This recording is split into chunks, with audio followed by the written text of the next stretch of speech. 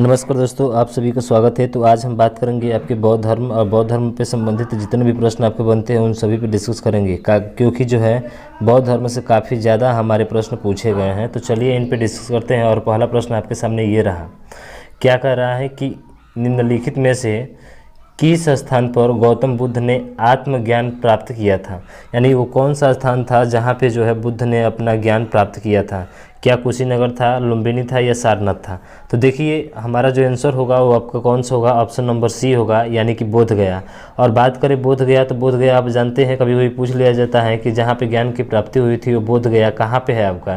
तो ये बोध गया जो है आपका कहाँ पे है, बिहार में है। तो ध्यान रखेंगे ऑप्शन नंबर सी आपका राइट आंसर होगा। चलिए देख लेते हैं, इसकी व्याख्या भी आपको सामने दिया गया है, आप भली भांति इसको देख सकते हैं।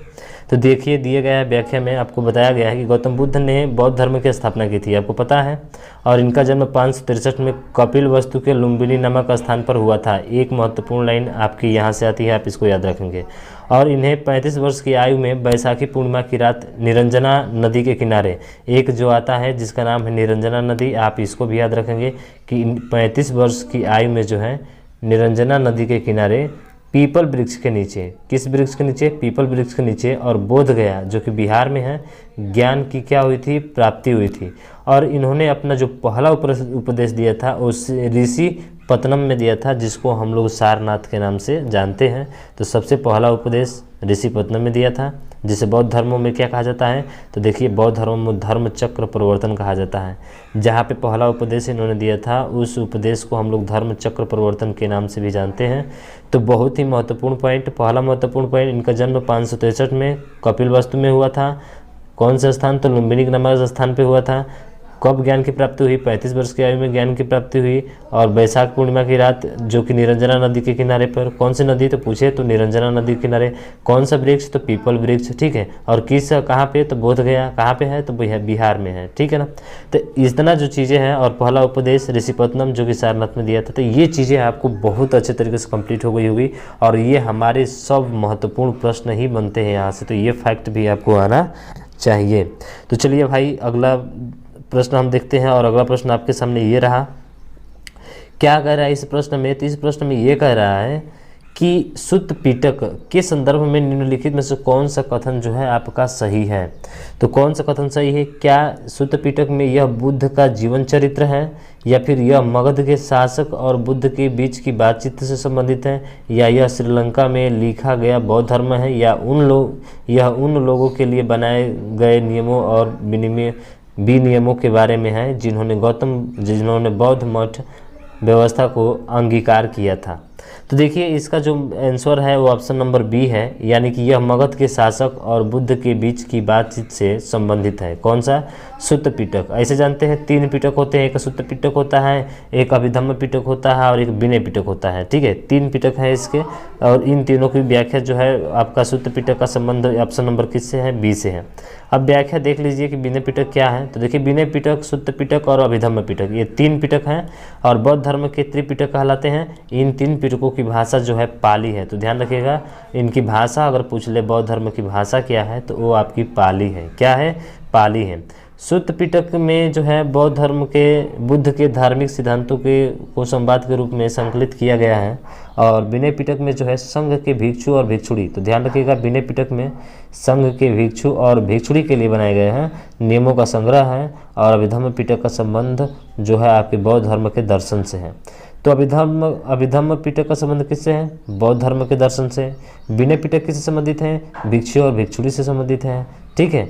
और उसके बाद से आप देख लिए थे सुत्त पिटक आपका किससे संबंधित है, तो बुद्ध धर्म के धार्मिक सिद्धांतों को संवाद के रूप में संकलित किया गया है, ठीक है। तो सिद्धांतों का संकलन किसमें है, आपका सुत्त पिटक में है। ये चीज़ें आपको अच्छे से क्लियर हो गई होगी। चलिए अगले प्रश्न की बात करते हैं। और अगला प्रश्न आपके सामने ये रहा, क्या है प्रश्न, कि हीनयान और महायान किस धर्म के पंथ हैं।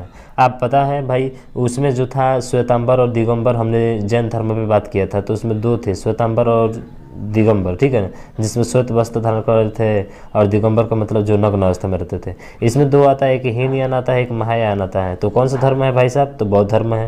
ये तो सिंपल सी बात है, ये सबको पता है, यानी कि ऑप्शन नंबर सी आपका राइट आंसर होगा। अब देख लीजिए वही दिया गया है बौद्ध धर्म की संगीतियाँ और कुछ इसके महत्वपूर्ण तथ्य दिए गए हैं। आप देख सकते हैं कि हीनयान और महायान बौद्ध धर्म की शाखाएँ हैं। चतुर्थ बौद्ध संगीति यानी कनिष्क के समय, ध्यान रखना, चतुर्थ बौद्ध संगीति किसके समय हुई थी? कनिष्क के समय के बाद बौद्ध धर्म 2 भागों में हीनयान और महायान में विभाजित हो गया था। तो ये भी प्रश्न पूछा जा सकता है कि हीनयान और महायान किस समिति के पर विभाजित हुआ था? तो चतुर्थ बौद्ध संगीति हुई थी। कौन सी संगीति? तो चतुर्थ बौद्ध संगीति पर विभाजन हुआ था, हीनयान और एक महायान। बौद्ध धर्म में महायान संप्रदाय का आदर्श बोधिसत्व से है और बोधिसत्व दूसरे को क्या करते हैं? कल्याण को प्राथमिकता देते हुए अपने निर्माण में विलंब करते हैं। हीनयान का आदर्श अरहत पद को प्राप्त करना है। जो व्यक्ति अपनी साधना से निर्वाण की प्राप्ति करते हैं उन्हें ही क्या कहा जाता है? अहर्त कहा जाता है। तो आप ध्यान रखेंगे इसको। अगला प्रश्न है कि सिंह चतुर्मुख स्तंभ कहाँ स्थित है? अब देखिए सिंह चतुर्मुख, जो सिंह का जो चतुर्मुख है वो कहाँ पे आपका स्थित है, ये हमसे प्रश्न में पूछा गया है। क्या वो सारनाथ में है, क्या धौली में है, क्या बराबर हिल्स में है, या क्या नागार्जुन हिल्स में है? तो देखिए धौली, बराबर हिल्स, नागार्जुन हिल्स या नहीं है, सारनाथ में है। कहाँ पे है भाई साहब? सारनाथ में है। इसी सारनाथ में पहला उपदेश अपने दिया था बुद्ध ने, ठीक है ना। बुद्ध ने पहला उपदेश जो दिया था कहाँ दिया था? सारनाथ में दिया था, जिसको धर्म चक्र परिवर्तन के नाम से हम लोग जानते हैं। अब देख लीजिए इसकी व्याख्या भी आपके सामने रखा गया है। महात्मा बुद्ध ने ज्ञान प्राप्ति के बाद अपना पहला उपदेश सारनाथ में दिया, जिसे धर्म चक्र परिवर्तन कहा जाता है। जैन ग्रंथ में सारनाथ को सिंहपुर कहा गया है। ध्यान रखिए जैन ग्रंथों में सारनाथ को क्या कहा जाए? सिंहपुर कहा गया है। और सारनाथ में अशोक का सिंह चतुर्थ स्तंभ यानी बुद्ध का मंदिर, धमेक स्तूप, चौखंडी स्तूप, सारनाथ का वस्तु संग्रहालय, मूलग धकुड़ी आदि दर्शनीय स्थल यहाँ पे आपके स्थापित है। तो याद रखेंगे चौखंडी स्तूप, सारनाथ, धमेक स्तूप और बुद्ध का मंदिर और चतुर्थ स्तंभ, ये सभी कहाँ स्थित है? आपके सारनाथ में स्थित हैं। तो ये चीज़ें आपको पता होना चाहिए, ठीक है। अगला प्रश्न है कि बोधिसत्व की अवधारणा इनमें से किससे संबंधित है? तो भाई सीधा सी बात है, आपकी बौद्ध धर्म से होगा, जैन धर्म तो होगा नहीं, सिख धर्म तो होगा नहीं, ठीक है।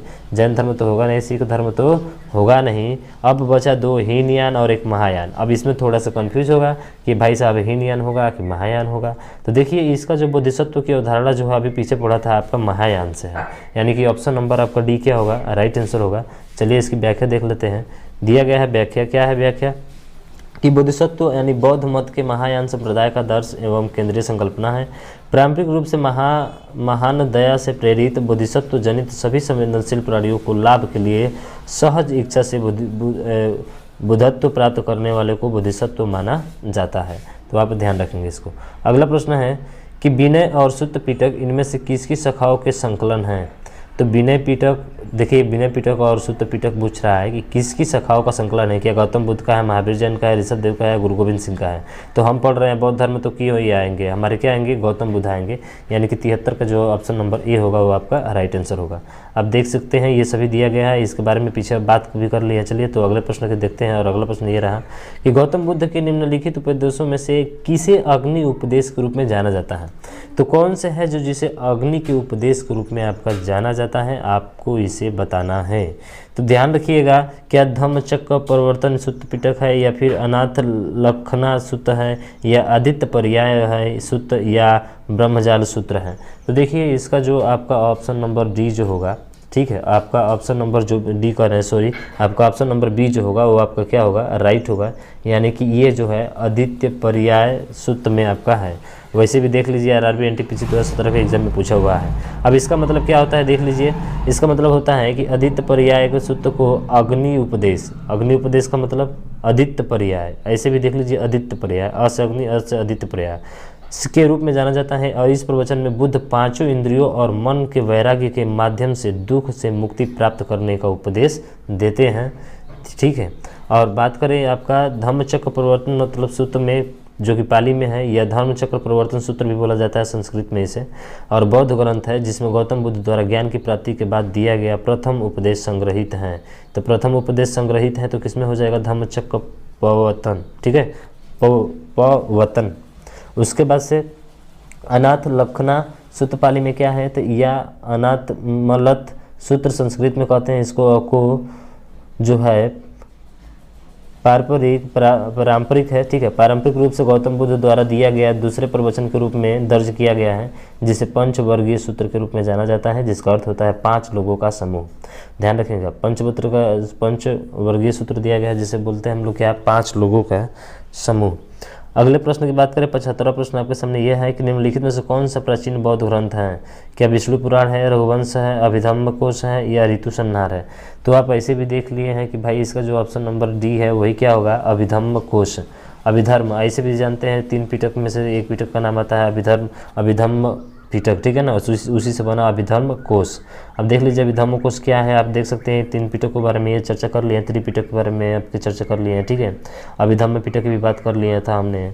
उसके बाद से जो है आपका यहाँ पे ध्यान रखेंगे कि इस पुस्तक की चीनी भाषा में अनुवाद जो है वेनसांग ने किया था। ध्यान रखना, आपका जो है वसुबंध ने 4वीं-5वीं शताब्दी में की थी।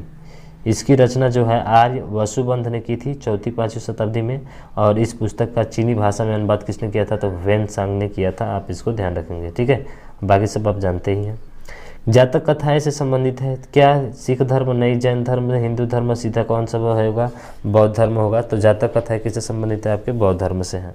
चलिए इसकी तो व्याख्या में देख लीजिए, व्याख्या भी दिया गया है कि भाई साहब की जातक कथाएं यानी साहित्य रचनाएं हैं जो गौतम बुद्ध के पिछले जन्मों के बारे में है, और ये बौद्ध ग्रंथ त्रिपिटक का भाग है। बौद्ध धर्म की स्थापना गौतम बुद्ध ने 5वीं शताब्दी ईसा पूर्व में की थी। इनका जन्म 563-483 में मृत्यु हुई थी, ठीक है ना। तो अगले प्रश्न की बात करें, और अगला प्रश्न आपके ये समझ रहा कि बुद्ध चरित्र नामक महाकाव्य किसने लिखा था। अब देखिए यहाँ पे आता है, बहुत ही महत्वपूर्ण प्रश्न है, हालांकि सभी महत्वपूर्ण है क्योंकि एग्जाम में पूछे हुए हैं।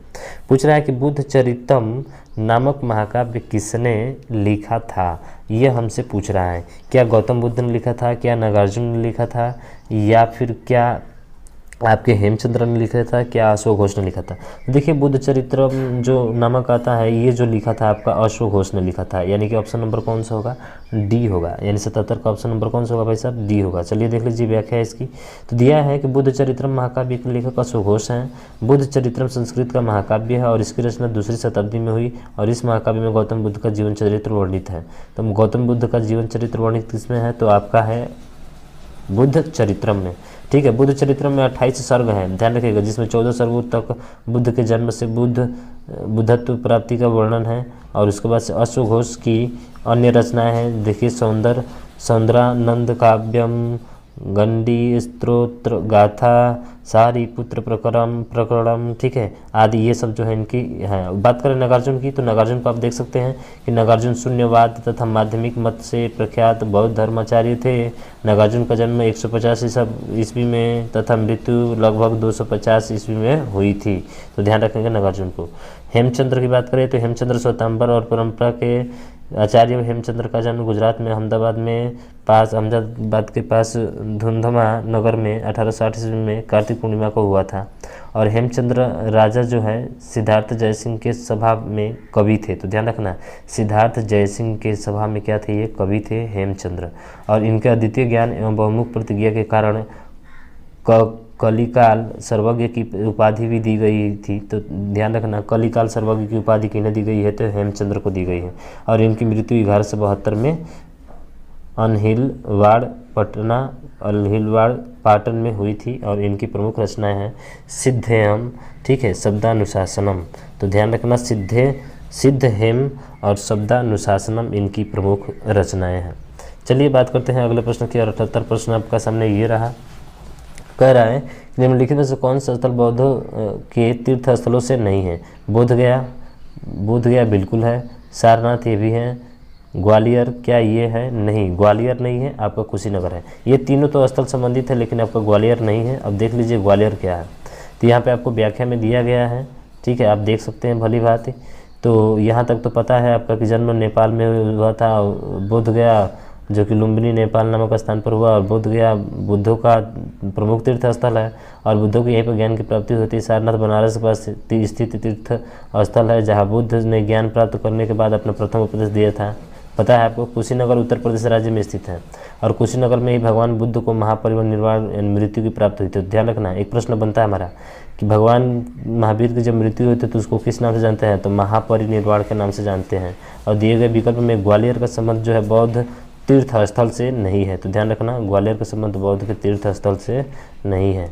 अगला प्रश्न है कि गौतम बुद्ध का जन्म कहाँ हुआ था। अरे भाई, तो कई बार प्रश्न का डिस्कस कर लिया। गौतम बुद्ध का जन्म कहाँ हुआ था, तो लुम्बिनी ग्राम में हुआ था, जो कि नेपाल में है। कहाँ पे है, नेपाल में है। और नेपाल की राजधानी पता है आपको, काठमांडू। ठीक है, देख लीजिए, आप देख सकते हैं यहाँ पे कि बौद्ध धर्म के संस्थापक गौतम बुद्ध एशिया का ज्योतिपुंज, ध्यान रखना, एशिया का ज्योतिपुंज यानी लाइट ऑफ एशिया के नाम से भी न जाना जाता है। और गौतम बुद्ध का जन्म 563 ईस्वी पूर्व में कपिलवस्तु के लुम्बिनी ग्राम, वर्तमान में कहाँ है, नेपाल में स्थित है, नमक हुआ था। और इनके पिता सुदोधन और साक्यगढ़ के मुखिया थे। और इनकी माता का नाम महामाया तथा मौसी जो थी प्रजापति गौतमी थी। और इनके बचपन का नाम सिद्धार्थ। ये प्रश्न ही बनते हैं। और गौतम बुद्ध का विवाह 16 वर्ष की अवस्था में हुआ था। किसके साथ हुआ था, तो यशोधरा के साथ हुआ था। और इनके पुत्र का नाम क्या था, तो इनके पुत्र का नाम जो था वो राहुल था। और गौतम बुद्ध के गृह त्याग को बौद्ध धर्म में क्या कहा जाता है, तो महाभिनिष्क्रमण काल कहा जाता है। और बुद्ध ने अपना प्रथम उपदेश जहाँ दिया था सारनाथ में, उसे धर्म चक्र परिवर्तन के नाम से जाना जाता है। ठीक है, तो ये चीज़ें जो आपको पता होना चाहिए। चलिए तो बात करते हैं अगले प्रश्न की। और अगला प्रश्न ये रहा कि उस बौद्ध ग्रंथ का नाम बताइए जिसमें भिक्षुओं के लिए नियमों का उल्लेख है। त्रिपिटक, अभिधम्म पिटक, विनय पिटक या सुत्त पिटक। तो देखिए, अभी अभी बात किया था हमने भिक्षुओं के लिए। किसके लिए, भिक्षुओं के लिए तो विनय पिटक होता है। कौन सा होता है, भिक्षुओं के लिए विनय पिटक होता है। बाकी तीनों पिटक पे हमने पिछले चर्चा कर चुके हैं। ठीक है ना, बौद्ध धर्म के बारे में अगर विशद ज्ञान जो है त्रिपिटक, विनय पिटक, सुत्त पिटक, अभिधम्म पिटक से प्राप्त होता है।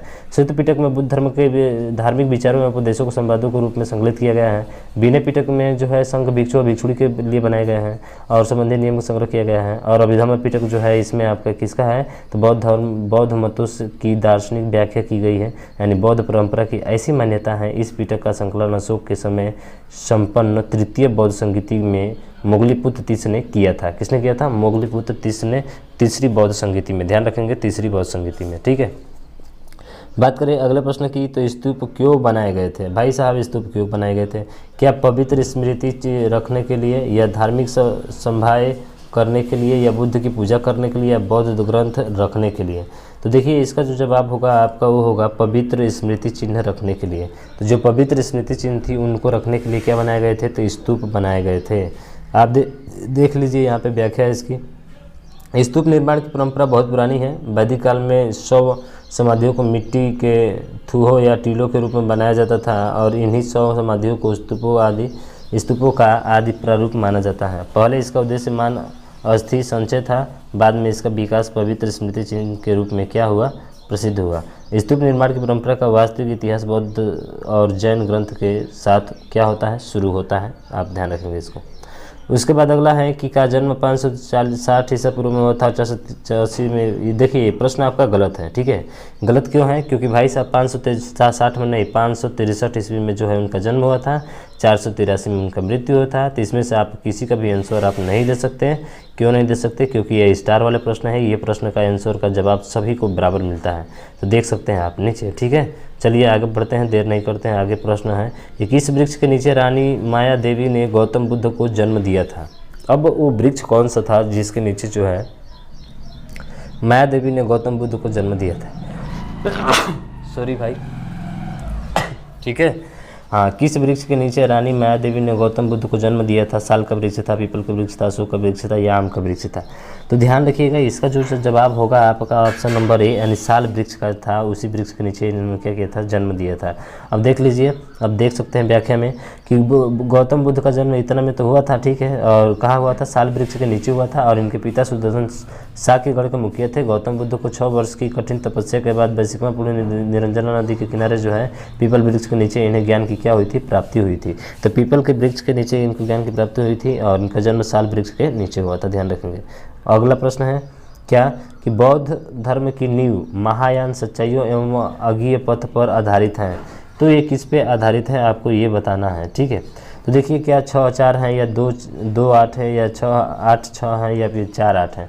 तो इसका जो जवाब है आपका 4 और 8 है। ध्यान रखेंगे। अब कौन कौन से है देख लीजिए आप कि बुद्ध के सांसारिक दुखों के संबंध में 4 आर्य सत्यों यानी 4 सच्चाइयाँ आपको बताई गई है का उपदेश दिया है इन्होंने। और इसे संस्कृत में चत्वारी आर्य सत्यानि कहते हैं हम लोग, और पाली में चत्तरी अर्यश्चानि कहते हैं इसको। ठीक है, अर्यश्चानि। ठीक है, उसके बाद आप देख सकते हैं यहाँ पे 4 दिया गया है कि दुख संसार में दुख है, दुख समुदाय दुख का कारण है, दुख निरोध यानी दुख का निवारण है, और दुख निरोधा गामिनी प्रतिपदा यानी निवारण के लिए अष्टांगिक मार्ग है। ये 4 दिए थे आपके, ठीक है। और उसके बाद से आप देख सकते हैं संसारिक दुखों से मुक्ति है तो बुद्ध ने अष्टांगिक मार्ग का वर्णन किया है, और ये है सम्यक दृष्टि, सम्यक संकल्प, सम्यक वाक, सम्यक कर्मांत, सम्यक आजीव, सम्यक व्यायाम, सम्यक स्मृति, सम्यक समाधि। ये आपके 8 दिए गए हैं। तो 4 और 8 का यहाँ पे निकलता है हमारा निष्कर्ष, और यही आपका सही होगा, ठीक है। अगला प्रश्न है, क्या प्रश्न है ये, तो देखिए भाई साहब कि निम्नलिखित में से कौन सा भगवान बुद्ध की 4 महान सच्चाइयों में नहीं है? क्या संसार दुखों का घर है? दुख का कारण इच्छा है? बिल्कुल ये भी सही है आपका, ठीक है। यदि इच्छाओं से छुटकारा नहीं मिलता तो दुखों से निवारण हो सकता है? नहीं भाई साहब, ये नहीं है। यानी कि ऑप्शन नंबर सी क्या होगा आपका राइट आंसर होगा। और ये देखिए, यह 8 फोल्ड पथ के पालन से किया गया है, ये भी आपका सही है। यानी कि भगवान जो है बुद्ध कहे हैं कि संसार दुखों का घर है। सही बात है, संसार दुखों का घर है। मनुष्य की इच्छा मनुष्य की दुख का कारण क्या होता है? उसकी इच्छा होती है भाई मुझे आज ये नौकरी मिल गई, कल वो नौकरी मिल जाए, ठीक है। इसीलिए हमारा दुख बढ़ता जाता है। तो हमारी इच्छा बढ़ेगी तो दुख भी क्या होगा? बढ़ेगा। तो चलिए बात करते हैं, अगर इच्छा समाप्त हो गई तो आपको मुक्ति मिल गई भाई साहब। त्रिपिटक पवित्र धर्म ग्रंथ में से कौन से धर्म से संबंधित है? तो त्रिपिटक पवित्र धर्म ग्रंथ कौन से धर्म से संबंधित है यार? ये तो सबको पता है यार। जो हमारा त्रिपिटक है वो किससे संबंधित है? तो है आपका भाई साहब, अब तो क्या बताएं, बौद्ध धर्म न बताएंगे, क्योंकि बौद्ध धर्म पढ़ रहे हैं। यानी कि ऑप्शन नंबर डी आपका क्या होगा? सही होगा। चलिए आगे बात करते हैं हम लोग, और अगला प्रश्न आपके सामने ये रहा। आप देख सकते हैं आप यहाँ व्याख्या भी आपको अच्छे तरीके से दिया गया है, आप इसको पढ़ लीजिएगा, ठीक है। हाँ चलिए, बाकी सब तो पढ़ ही लिए हैं, आप जानते ही हैं इसको। चलिए अगला प्रश्न देखते हैं, और अगला प्रश्न है कि गौतम बुद्ध ने अपना पहला उपदेश, अरे भैया अभी बात किए थे, सारनाथ में दिया था, जिसको धर्म चक्र प्रवर्तन के नाम से हम लोग जानते हैं। तो ये प्रश्न बहुत आसान है। इधर देखिए अब एक अगला प्रश्न, गौतम बुद्ध को ज्ञान प्राप्त कहाँ हुआ था? अरे यार क्या पूछता है, अजीब का क्वेश्चन पूछ देता है यार। हाँ अजीब का क्वेश्चन पूछ देता है। अब ये नहीं पता है किसी को भाई, 90। अरे यार बोध गया में ज्ञान की प्राप्ति कहाँ हुई थी? बोध गया में हुई थी। अब इसकी व्याख्या भी हमने पूरा अच्छे तरीके से पीछे डिस्कस कर लिया है, देख सकते हैं आप, ठीक है। पीपल वृक्ष के नीचे हुआ था। चलिए अगले प्रश्न की बात करते हैं, और अगला प्रश्न आपके सामने यह है कि बौद्ध ग्रंथों का अध्ययन करने के लिए विजयवाड़ा में कौन सा चीनी विद्वान रहा? अब ये थोड़ा सा महत्वपूर्ण प्रश्न आ जाता है, तो ध्यान रखेंगे। आपको देख ही गया है जुआन जांग, और ये गजब का नाम है यार, जुआन जांग, क्या बात है। अब देख लीजिए, थोड़ा सा इनके बारे में व्याख्या हम देख लेते हैं।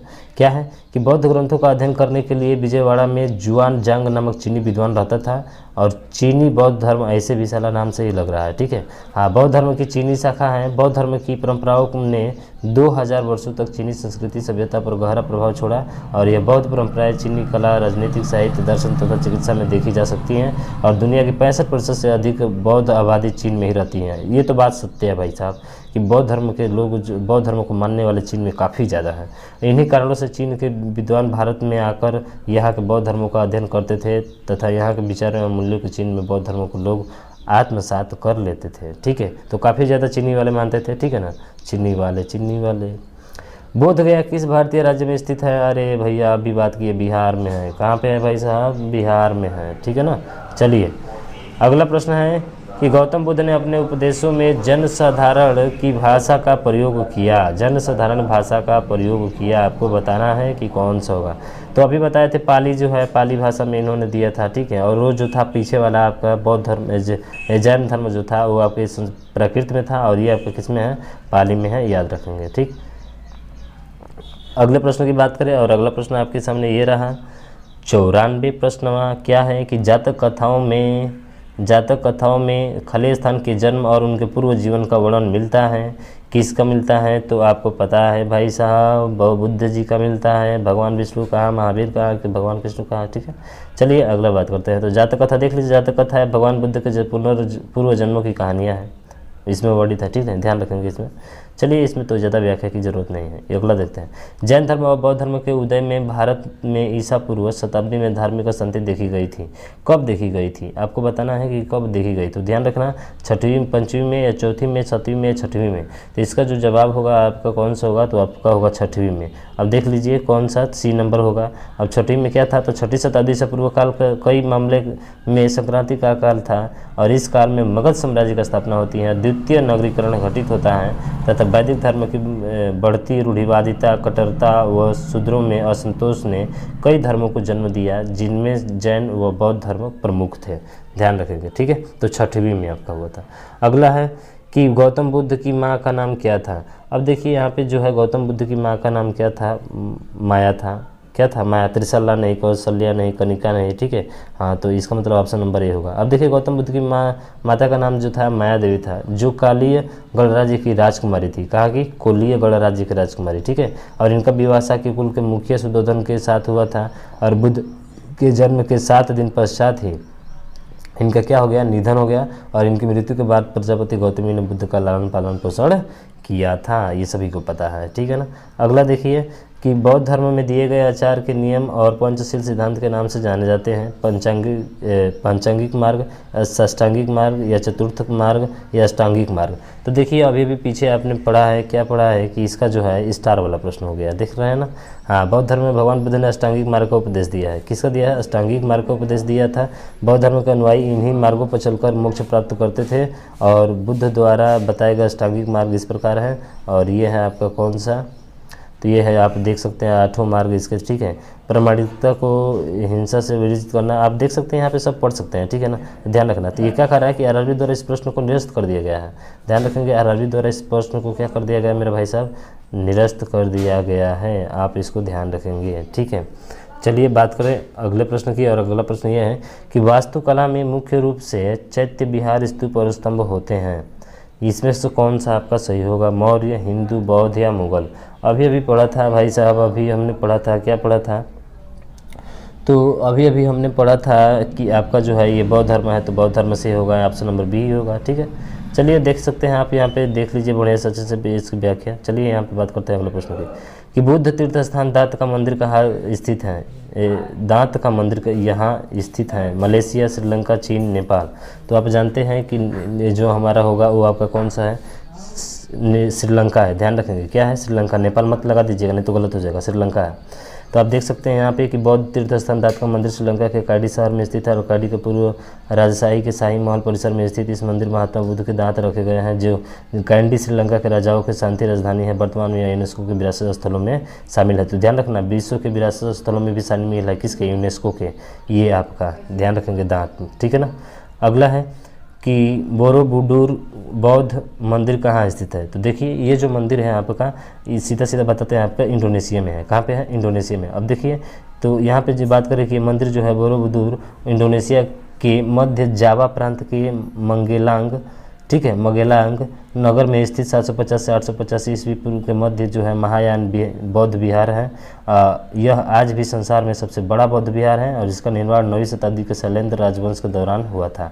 तो ध्यान रखेंगे, बोरोबुडूर जो है आपका इंडोनेशिया, और इंडोनेशिया की राजधानी कहाँ होती है, जकार्ता, ठीक है। हाँ, तो इंडोनेशिया में जो है बोरोबुडूर मंदिर स्थित है आपका, ठीक। अगले प्रश्न की बात करें कि यहाँ जहाँ यह मानते हैं कि भगवान बुद्ध ने अपना पहला उपदेश दिया था, उस स्मारक का नाम बताएं, और जिसे seat of the holy Buddha, यानी seat of the holy Buddha भी कहा जाता है, वो आपका कौन सा सही होगा। तो जैसे दिया है 4 ऑप्शन दिए गए हैं, आपको बताना है इसमें से कौन सही है। तो इसमें है धमेक स्तूप सारनाथ, सांची स्तूप सांची में, और सिंगारदार स्तूप यानी स्वात घाटी, दोदुल चोरतेन यानी गंगटोक।